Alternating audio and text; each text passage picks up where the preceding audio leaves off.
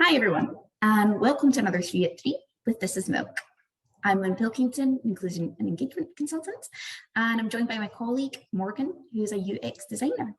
Hello, welcome. And today we're talking about all things digital accessibility. So let's kick off. Morgane, I think I'd love to just hear, why is digital accessibility important? Yes, thank you, Lynn. So first of all, I think it's important because it's a human right.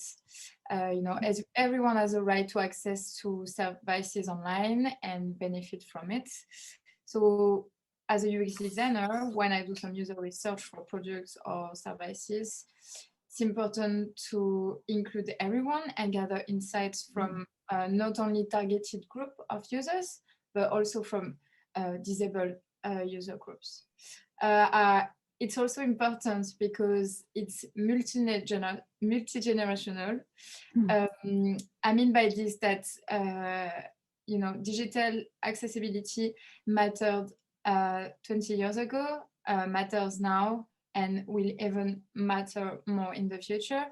Personally, I was born in the early 90s, so it's like when I was a kid, I had like probably the first personal computer.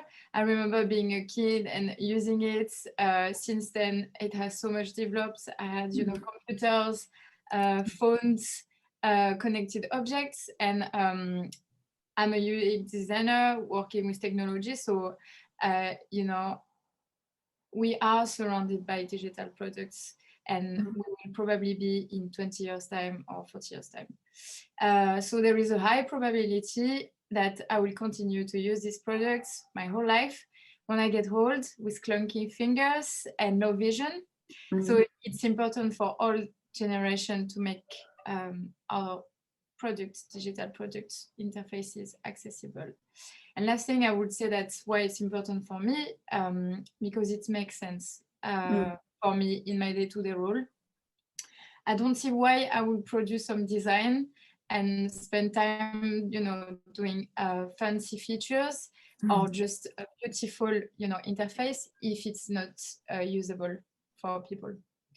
I always wanted to do this role personally because I wanted to help people and enhance people experience online. So accessibility, something that I have in my mind on a day-to-day basis. That's amazing. Yeah, you're really given a lot to think about and how things have changed and how things will change going forward. And I suppose I'm curious to know, so who benefits from digital accessibility? You've mentioned a couple of people there: disabled users, the ageing population, almost everybody, from how usable things are. Who benefits from digital accessibility? Yeah, so as you said, Lynn, everybody benefits from it, and at any time as well. Anyone can be disabled at some point, in our life, like it can be situational or temporal disabilities, such as you break your arm, or you get an eye infection, for instance, or it can be permanent disabilities, such as being blind or being deaf.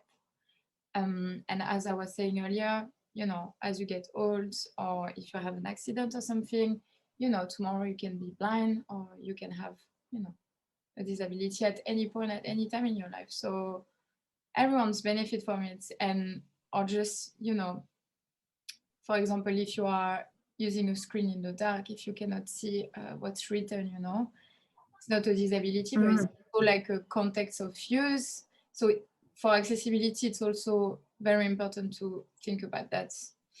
Well, that's great. And I suppose who else benefits? Well, obviously businesses. If we're making these products more accessible and more usable, they're more likely to be more popular with a wider range of people, and you're getting that market. That's great. And to sum up, I suppose, do you have any tips? How do we do this then? How do we make things more digitally accessible, seeing as it's so important? So I would say the first thing is to understand your users. Understand how you make things accessible for. How, people like anyone experience a digital product or they use this. Some people might use some assistive technologies. It's also about, understand, if they understand your products or they find information using, your products and how they interact with it. So there are like patterns of use and all of that, but everyone's brain and perception are unique. So the more time you spend with your users, basically, the more you understand how you can create a solution or you can improve things to help them, basically. Yeah. So really doing that co-creation with people. Yes, definitely. Like putting yourself in other people's shoes. But it's also important to have the knowledge of, what does mean accessibility, but also like what are, the standards, the web standards about that, because they are like great resources for that. And, what I do personally is that I create accessibility requirement document. It looks like a bit like a list, basically, of how to make things accessible, and I share that with the team because it's everyone's responsibility to make it accessible, when we work on a project or a service. So that's what I do personally, and I try to keep this communication going on and explain if some people don't know about it.